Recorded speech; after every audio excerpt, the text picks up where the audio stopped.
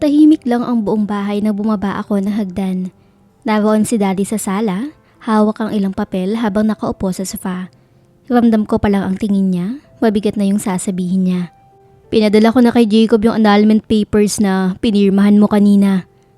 Mahinahon niyang sabi. Parang tumigil ang oras. Wala akong nasabi. Tumangulang ako, pilit na pinipigilan ng pag-iyak. Hanggang ngayon, kahit ilang araw na ang lumipas, masakit pa din isipin na matatapos na kami.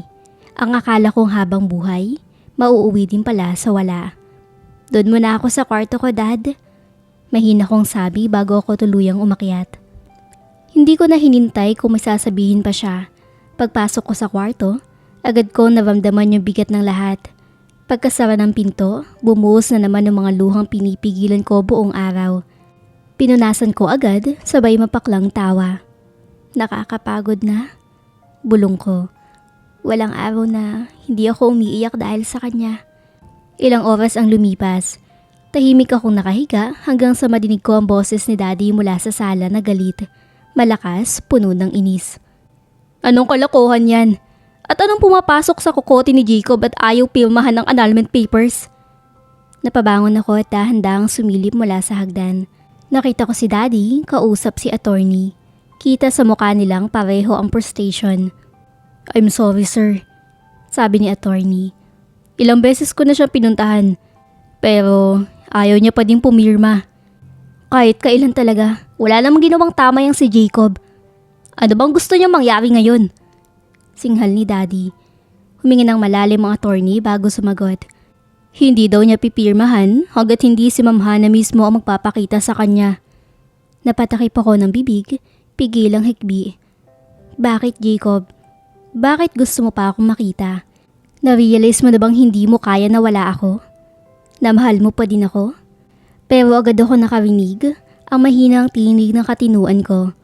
Kung mahal ka niyan, hindi ka niya sasaktan at ipagpapalit sa iba. Napangiti ako na mapait. Oo nga. Tama. At doon ko naramdaman na ding tuldukan ang lahat. Kailangan ko. Tumalikod ako, bumalik sa kwarto at doon tuluyang nabuo ang desisyon ko. Pupuntahan ko siya. Ako na mismo ang kakausap kay Jacob. Kinabukasan, maaga akong nagayos at tahimik na umalis ng bahay. Habang nasa taxi, ramdam ko ang bilis ng tibok ng puso ko. Hindi ko alam kung kaba, takot o pag-asa pa din. Pagdating ko sa dati naming bahay ni Jacob, agad akong kinabahan. Bukas ang gate. Pagpasok ko, nakatiwangwang din ang pinto at ang loob ng bahay. Parang dinaanan ng unos. Kalat-kalat ang mga gamit, may mga basag na baso at mga larawan naming dalawa. Nakatupi, napunit o nakatapon sa sahig. Yung lugar na dati kong tinatawag na tahanan, parang libingan na ngayon ng lahat ng pinangarap ko. Jacob? Tawag ko halos pabulong. Tahimik, wala ni anino. Umakyat ako sa kwarto niya. Sarado ang pinto. Kumatok ako ng marahan. Sabi ko na hindi ko pipirmahan yung annulment papers. Sigaw niya mula sa loob. Nanginginig kong sagot. Ako to, Jacob. Tahimik, ilang segundo pa nadinig ko ang kaluskos. Unti-unti bumukas ang pinto at doon ko siya nakita. Parang ibang tao ang kaharap ko ngayon. Namubugto ang mga mata, magulo ang buhok, gusto tang damit at tila ilang araw nang walang tulog. Para siyang nawalan ng direksyon. Hana? Mahina niyang sambit. Ako nga to, Jacob. Andito ako para kunin yung mga gamit ko. Sinubukan kong maging kalmado pero kumakabog ang dibdib ko. Bigla siya nataranta, parang hindi alam kung anong uunahing gawin. Andito din ako para kausapin ka tungkol sa annulment natin. Sabi ko. Bigla siyang huminto at lumapit na mabilis sa akin at tinawakan ng mga kamay ko. Agad kong binawi ang aking mga kamay, nakita ko ang sakit sa mga mata niya. Hana, I'm sorry, pero ayoko. Ayoko na makipaghiwalay. Ano to, biro, Jacob? Pirmahan mo na lang yan. Yun lang naman ang hinihingi ko. No, hindi ako papayag. Sigaw niya sa bunot sa buhok, desperado. Anong ayaw mo? Hindi ba ito ang gusto mo? Binibigay ko na nga eh. You can't just leave me. Matapos mo akong saktan, at ipagpalit sa iba? Sa tingin mo mag-i-stay pa ako? Oo, mangmang ako, Jacob. Pero hindi habang buhay magpapakamangmang ako. Ayoko na. Nakita ko na nagsimulang magluha ang kanyang mga mata.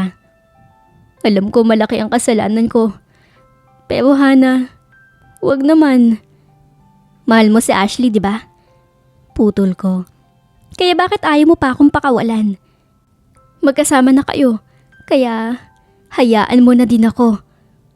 Tahimik, lumapit siya ng dahan-dahan pero hindi ako umatras. Paano mo nalaman? Mahina niyang tanong. Nung gabing lasing ka, nabasa ko yung mga text nyo.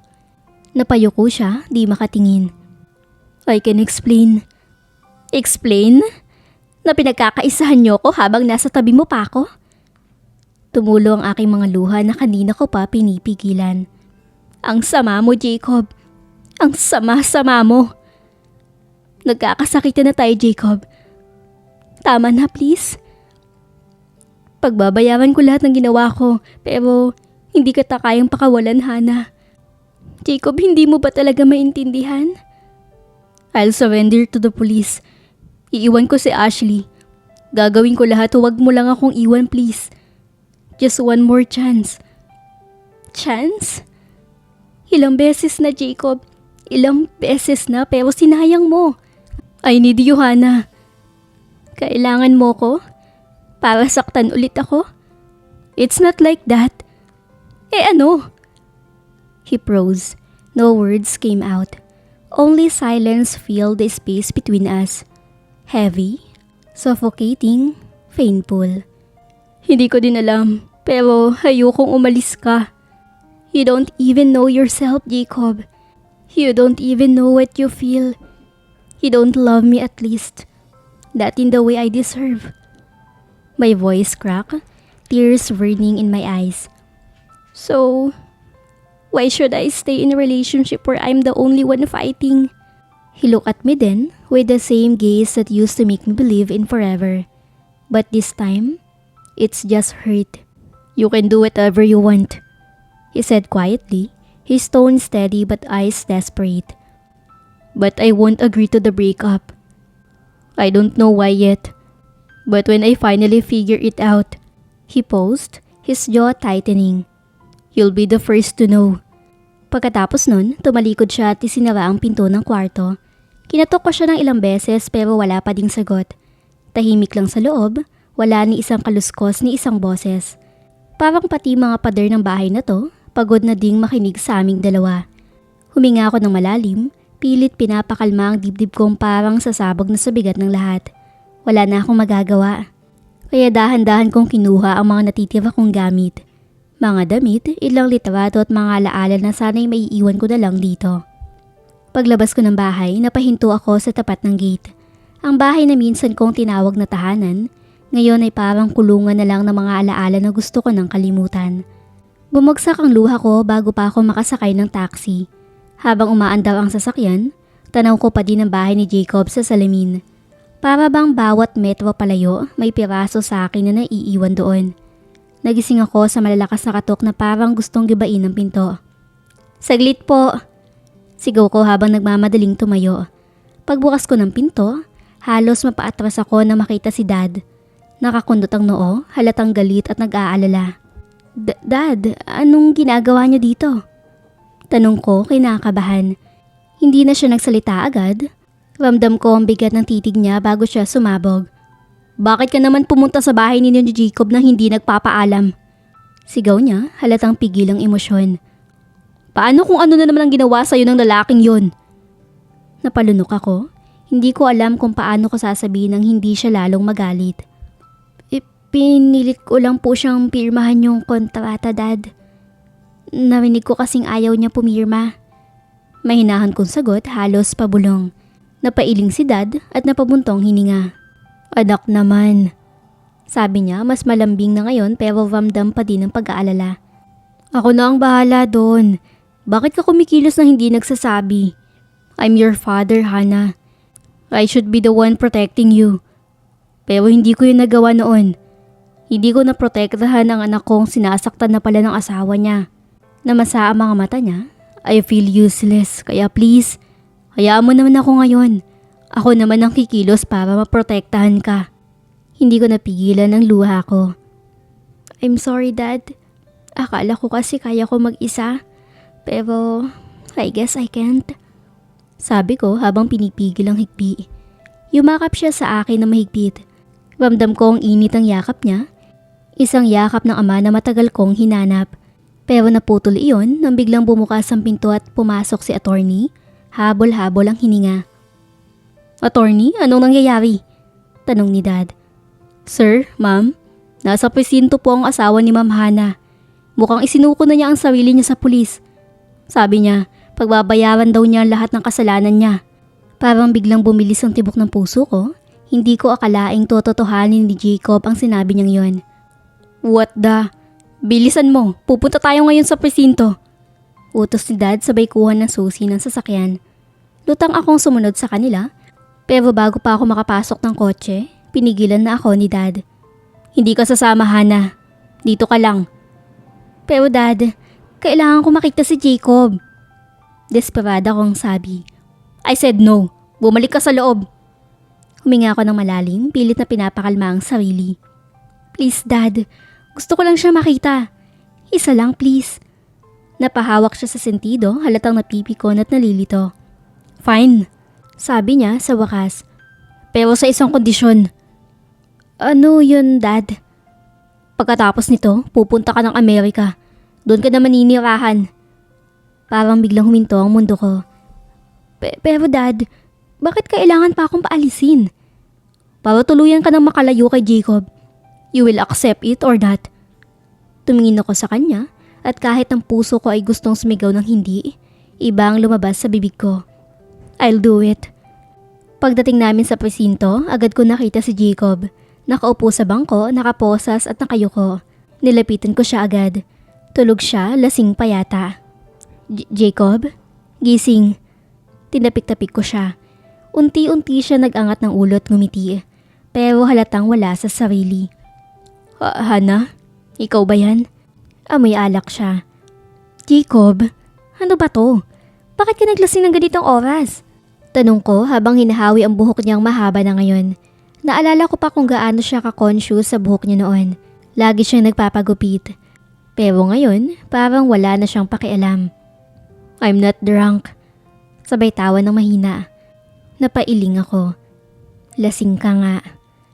Aalis na sana ako para tawagin si Daddy, pero bigla niyang hinawakan ang kamay ko.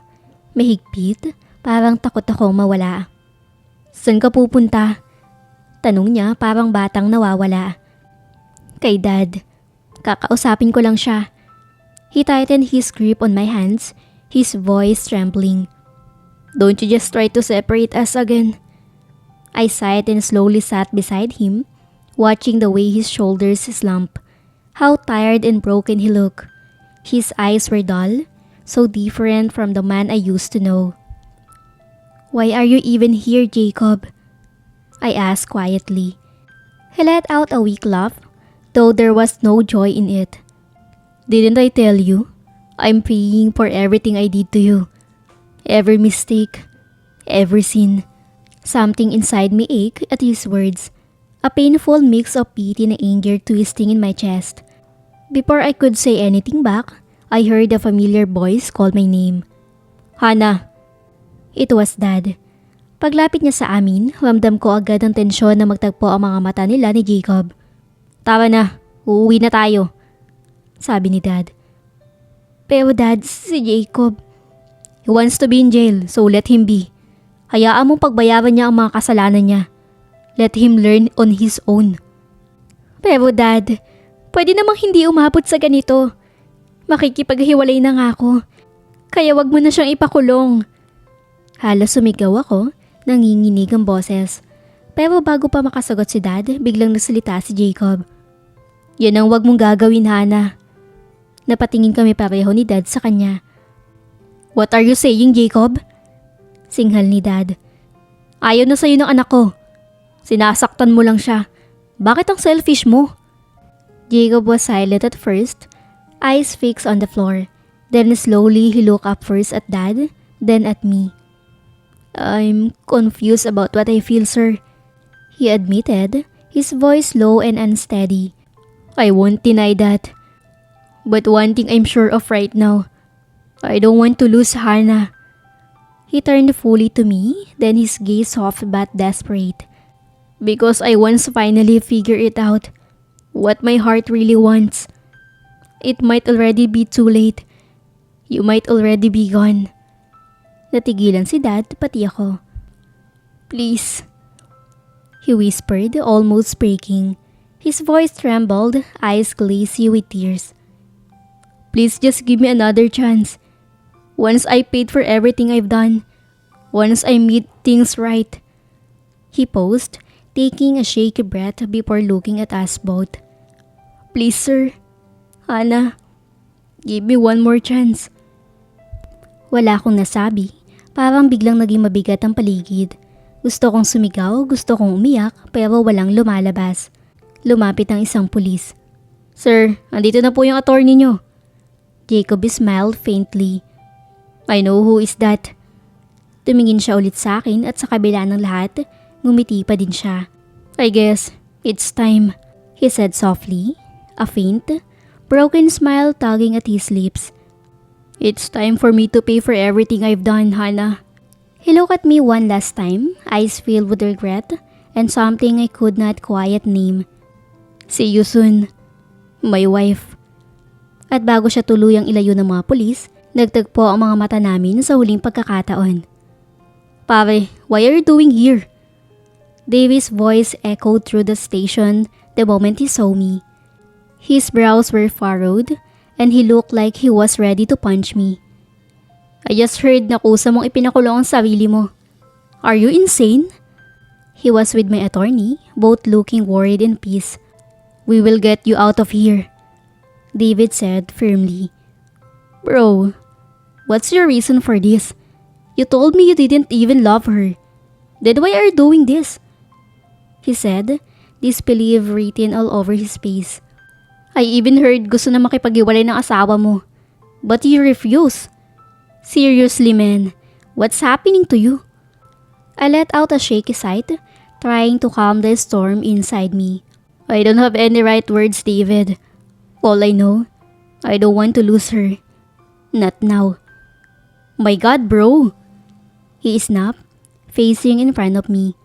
Kung kailan sinaktan mo na siya ng sobra, saka mo iniisip na ayaw mo mawala siya? I could only give him a bitter smile. I know, I am the bad. But can't people change? I've hurt her too many times. And every time I remember it, my chest tightens. Every night I dream of her crying because of me. And I wake up crying too. I clench my fist, my voice breaking. I want to punch myself for making her suffer when all she ever did was love me. David's expressions softened. Through his tone, stayed teasing. Kung kailan napagod na sa'yo yung tao, saka ka nagka-realization. I chuckled weakly. Says the guy so swept by his wife. So what? My wife's hot, bro. Kahit alipinin niya ako, okay lang. Basta may reward every night. He joked, grinning. I rolled my eyes. Sira ka talaga. We both laughed for a moment, the tension easing, until he suddenly went serious. Anyway, what about Ashley? Akala ko mahal mo siya. My jaw tightened. Just hearing her name made my head spin. I never really loved her, David. I pretended because she threatened me to tell Hannah's dad everything I did before. I was confused back then. About Hannah. About her sister's death. About everything. Ashley took advantage of that. She blackmailed me. And I let her. David shook his head, frustrated. You are a mess, man.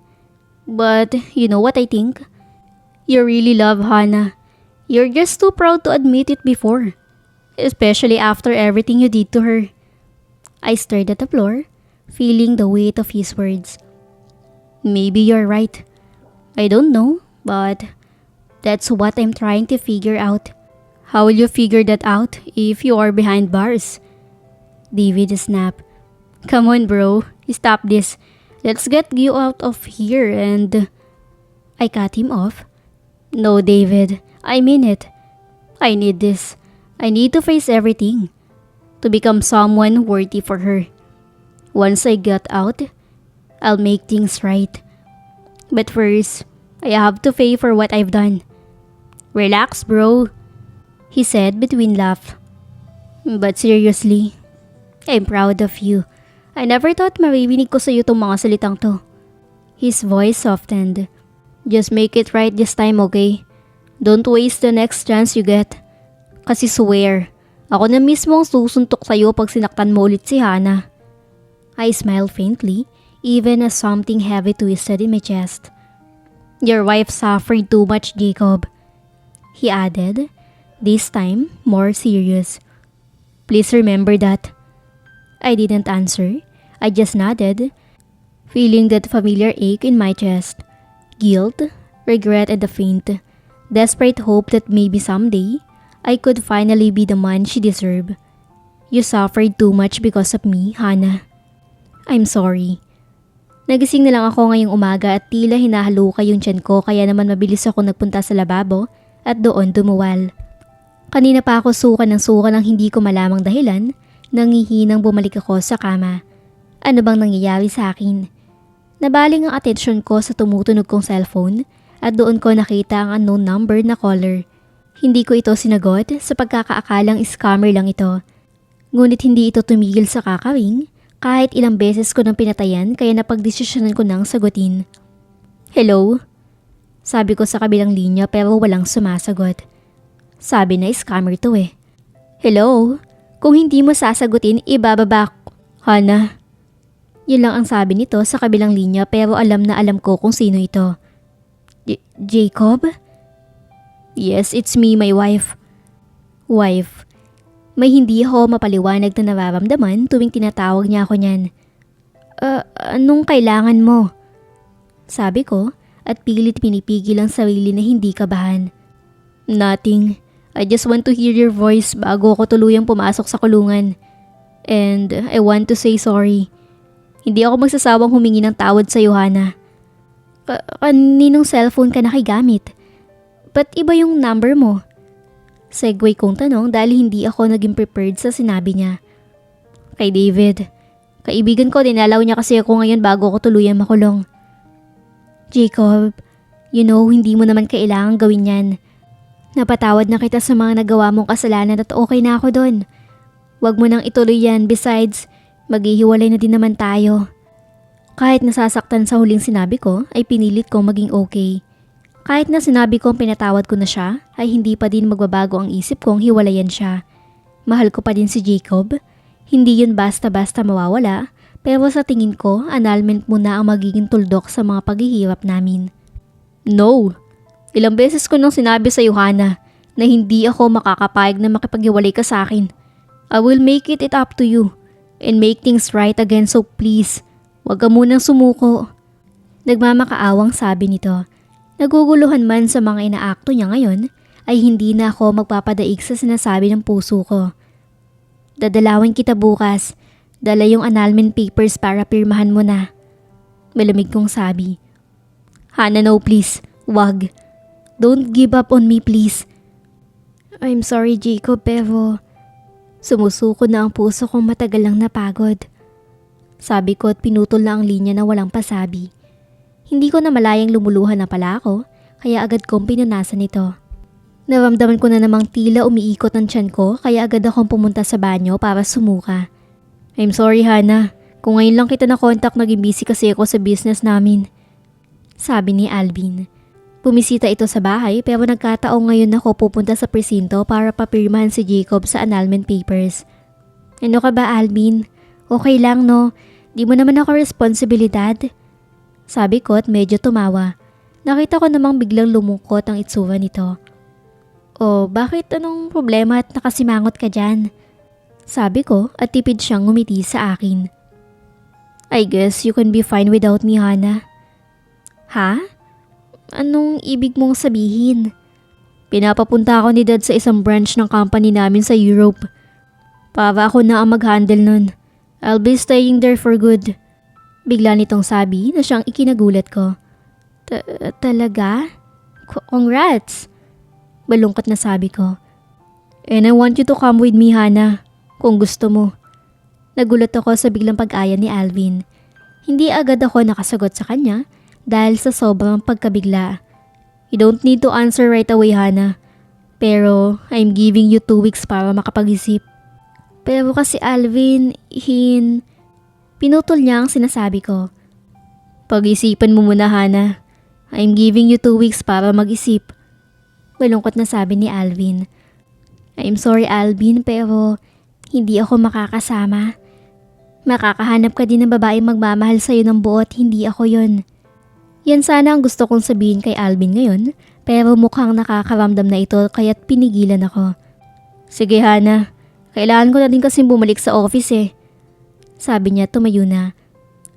Ganun ba? Sige, may kailangan din akong puntahan ngayon. Sabi ko. Saan? Ihatid na kita. Alok nito. Sa presinto, dadalawin ko si Jacob para hindi niya na ako pinatapos sa pagsasalita. Okay, I understand. Tara na. Sabi niya at naunang lumabas. Salamat sa paghatid mo, Alvin. Sabi ko bago pinihit ang pintuan ng kotse niya. Hana, take her. Pahabol nitong sabi bago ako tuluyang makalabas. Nginitian ko na lang siya bilang tugon. Agad akong tumungo sa front desk ng police station at sinabi kong dadalawin ko si Jacob. Inassist ako na isang pulis papunta doon sa area ng mga dalaw. Tahimik ako nakaupo at naghihintay doon habang hinihintay si Jacob dahil sinundo ito sa selda. Nakita ko si Jacob na naka-orange na damit, katulad ng ibang nakakulong dito, at tila sumakit ang puso ko sa nakita. Dapat hindi siya nandito. Nung makita niya ako ay ngumiti ito ng napakalawak at tumakbo papunta sa akin, kaya walang nagawa ang naka-escort na pulis dito kundi ang tumakbo din. Hana, buti dumalaw ka. Masayang sabi nito sa akin. Nginitian ko ito ng pilit, pinipigil maluha dahil sa kanyang sitwasyon ngayon.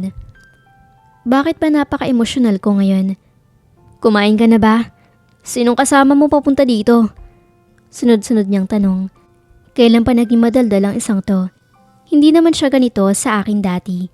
Hindi ko siya sinagot at nilabas ko ang isang envelope na naglalaman ng annulment papers. Jacob, gusto kong pirmahan mo na to ngayon. Sabi ko habang nakatingin sa kanya.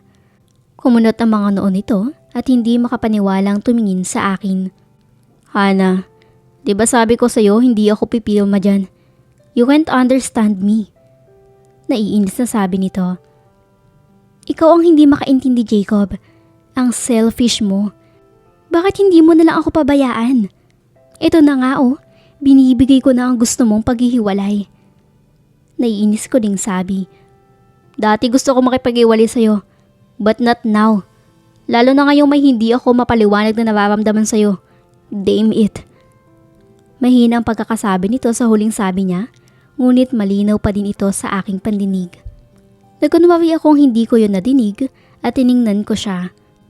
Jacob naman kahit araw-arawin ko pa ang pagpunta dito, mapapayag ka lang na pumirma gagawin ko. Nagtaas na ako ng boses habang sinasabi ko iyon sa kanya. Tumawa naman siya na mapakla at malungkot ang mga matang tumingin sa akin. Gusto mo na talagang malayo sa akin, no? Malungkot na tanong nito. Oo, Jacob. Gustong gusto ko na. Kaya hayaan mo na ako.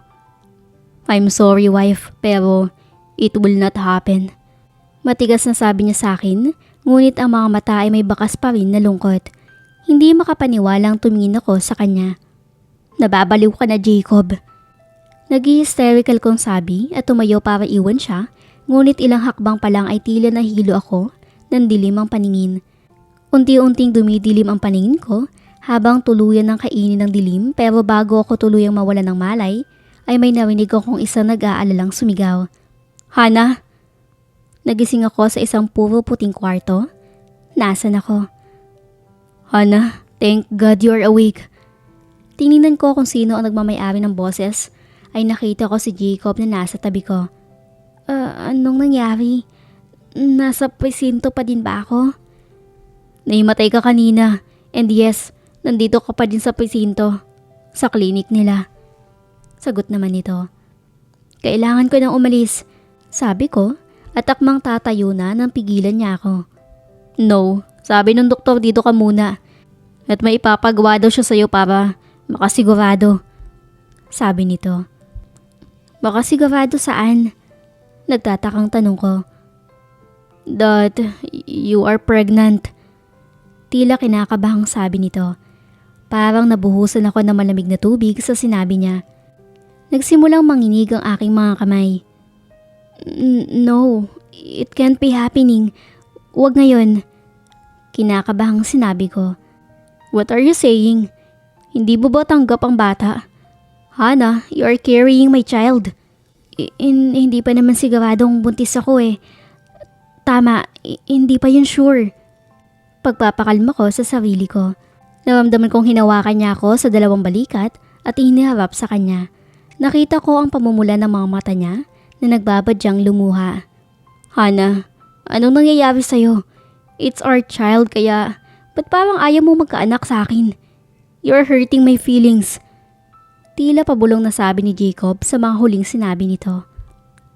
Ayokong magkaanak sa'yo, Jacob. Kasi natatakot ako na hindi mo rin siya mahalin tulad ko. Ayokong mamuhay ang anak ko na nanlilimos ng pagmamahal sa tatay niya. Kaya hindi pwedeng magkaanak ako sa'yo, Jacob. Nauutal na sabi ko. Naramdaman ko ang hintutubo niyang pinunasan ng mga luha ko na hindi ko namalayang tumutulo na pala. I'm so sorry, Hana. I'm so sorry na naisip mong kailangan niyo pa mamalimos ng pagmamahal sa akin. I'm so sorry. I'm such a bastard. Damn it. Umiiyak na sabi niya sa akin habang pinupunasan ng mga luha ko. Hana, please. Give me a chance para magbago. At itama ang mga mali kong nagawa noon. Gusto kitang alagaan. Kayo na magiging anak ko. Sabi niya habang pulang-pula na ang mga mukha. Pero hindi pa din noon magbabago ang desisyon ko makipaghiwalay sa kanya. I'm sorry din, Jacob, pero hindi ko mabibigay yung gusto mo. I need space. I need to know my worth and love myself again, Jacob. Kasi wala na natira sa akin. Binigay ko ng buo sa'yo pero sinayang mo. I need some healing, Jacob. At hindi ko yun magagawa kung nakatali pa din ako sa past. Mrs., let's do the pregnancy test. Sabi ng babaeng doktor kaya agad kong pinunasan ang mga luha ko at nakita ko namang tumalikod si Jacob para hindi siya makita ng doktor na umiiyak. Binigyan ako ng 3 pregnancy test ng doktor at pumasok ako ng CR. Lumabas ako pagkatapos ko nagawa ang dapat at inabot ko ang pregnancy test sa doktor. Tinignan niya ito at masayang ngumiti at pinakita ang 3 pregnancy test na lahat ay positive. Naiiyak na naman ako sa sobrang tuwa kung kanina ay tila hindi pa ako ready magkaanak. Ngayon ay napalitan ito ng isang hindi mapaliwanag na saya. Nagulat ako na may mga bisig ang yumakap sa akin at nakita kong mahigpit na ngayong nakayakap sa akin si Jacob. Binaon niya ang kanyang mukha sa aking leeg at naramdaman kong nababasa na ito. Naririnig ko din itong sumisinghot-singhot. Thank you, Hana. Thank you. I'm very happy. I'm gonna be a dad. Sabi nito habang nakayakap pa din sa akin. Pumunta ako sa doktor na ngayon nga ay nasa tapat ng isang ultrasound. Higa ka dito, Mrs. Sabi niya. May nilagay siyang gel sa di pa kalakihang tiyan ko at may tinapat siya sa tiyan ko para makita ang nasa tiyan. Agad kami nakadinig ng isang mamunting heartbeat. Naramdaman ko may humawak sa aking mga kamay at doon ko nakita si Jacob na maluhaluhang nakangiti habang nakatingin sa monitor. Pagkatapos ay pinayuhan ako ng doktor sa mga bagay-bagay. O Mrs., hindi ka dapat na stress dahil masama sa buntis pag ito stress kay Mister. Turo niya kay Jacob. Huwag mo papasakitin ang ulo ng asawa mo. Dugtong nito. Aalmanan sana ako at sasabing hindi ko na siya magiging asawa ay biglang sumabat ang isa. I will keep that in mind, Doc. Nakangiting sabi nito pero pilit ang kanyang ngiti. Oh, and congratulations! You are 4 weeks pregnant. Sabi ulit nito na siyang ikinatuwa ko. Kaya pala nung mga nakaraang araw ay sobrang emotional ko at nagsusuka. Doc, kumusta yung kapit ng anak ko? Tanong ni Jacob. Nanlambot naman ang puso ko dahil sa pagsabi niya ng anak ko. Mukhang hindi kami magkakaproblema sa anak pagkatapos namin maghiwalay dahil mukhang tanggap niya naman ito. Malakas ang kapit ng bata. Pero sana iwasan pa din ang stress kay Mrs. dahil pwede din ito mag-cause ng big impact sa pagbubuntis. Kung kayang ibigay ang mga hinihiling ni Mrs., ay agad ibigay para hindi maging emotional si Mrs. at hindi ma-stress. Sabi ng doktor. Tila natigilan naman si Jacob sa tabi ko at hindi na kumibo. Sige po, sala, naputo lang sasabihin ko dahil kay Jacob. Paano po yun, Dok? Hindi ko kayang ibigay ang gusto niya. Hindi ko po kakayanin. Out of nowhere nasabi ni Jacob. Bakit mukhang iba na tong topic niya? Mister, for the sake of your baby's mother, gawin mo kahit hindi mo kaya. Mahirap magbuntis at may buhay na sa loob ni Mrs. kaya try to understand her pressure and stress kaya you need to do it for her happiness. Sabi pa niya. Ewan ko ba kung may alam itong doktor sa sitwasyon namin ni Jacob o ano, dahil tamang-tama ang lahat sa sitwasyon namin ngayon. Tiningnan ko si Jacob at seryoso na ang mukha nito at mukhang malalim ang iniisip. Anyway, yun lang and please eat healthy foods and don't forget to take your vitamins. Dagdag pa ng doktor. Salamat po. Sabi ko, may dumating na isang pulis at tila sinusundo na si Jacob. Kailangan nyo na pong bumalik sa selda nyo. Tapos na ang oras ng dalaw. Tumingin sa akin si Jacob at malungkot akong nginitian. Bigla niyang hinawakan ng tiyan ko at malamlam na nakatingin doon habang marahang hinahaplos ito. Be a good baby to mommy buddy. Sabi ni Jacob sa tiyan ko sabay tingin sa akin. Please be careful every time. Goodbye. Paalam nito sa akin at sumama na sa pulis. Wala akong nagawa kundi tingnan ang likod nitong papalayo sa akin. Masyado akong nagulat sa mga nangyari. Umalis na ako ng presinto, nakasakay ako ng taxi ngunit ang isip ko ay nasa bahay na. Paano ko sasabihin sa mga magulang ko na buntis ako at ang ama ay si Jacob? Dumating na ako sa bahay at kabadong pumasok. Nakita ko sila mami at daddy na nakaupo sa sala habang nanonood. O anak, nandiyan ka na pala. Saan ka galing? Tanong ni mami pagkakita sa akin. Sa ospital po. Sabi ko, hindi ko maiwasang magsinungaling dahil kung malaman ni daddy na nanggaling ako kay Jacob ay tiyak na magagalit ito. Bakit? Anong ginawa mo sa ospital? May sakit ka ba? Nag-aalalang tanong ulit ni mami habang si daddy ay nakatingin lang sa akin at tila nag-oobserba. Hindi ko sinasalubong ang kanyang mga tingin dahil pakiramdam ko ay malalaman niya ang mga kasinungalingan ko. Hindi po ma'am, pero may importante po akong sasabihin sa inyo ni Dad. Nanginginig na sabi ko. Ano yun, Hana? Ma'am, kasi buntis po ako at si Jacob ang ama.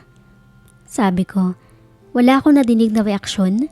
Tiningnan ko si Mom at tila shock ang itsura nito habang si Dad ay nakakunot ang noo. Ma'am, Dad, hindi niyo ba tanggap ang magiging anak ko?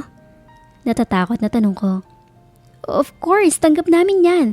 First apo namin yan. Medyo na-shock lang ako. Biglang sabi ni Ma'am habang nakangiti na. Ngitian ko si Ma'am at bumaling ng tingin kay Dad. Ayusin mo na mga dapat mong ayusin kung meron man. Dahil magmamigrate tayo sa Amerika. Sabi ni Dad na nagpatunganga sa akin. Nakita kong umalis na si Dad habang ako ay maluwaluha. Ba't ka nag-walk out? Sigaw ni Mami kay Dad. Anak ko, ako nang bahala sa dad mo. Malamang na-shock din yun sa mga nangyayari. Pag-assure ni Mom. Thank you, Mami. Ano ka ba? Basta, aalagaan natin ang apo ko kaya huwag ka masyadong magpaka-stress dyan. Sabi ni Mom. At dito po nagtatapos ang episode nito. Abangan po ang susunod na kabanata.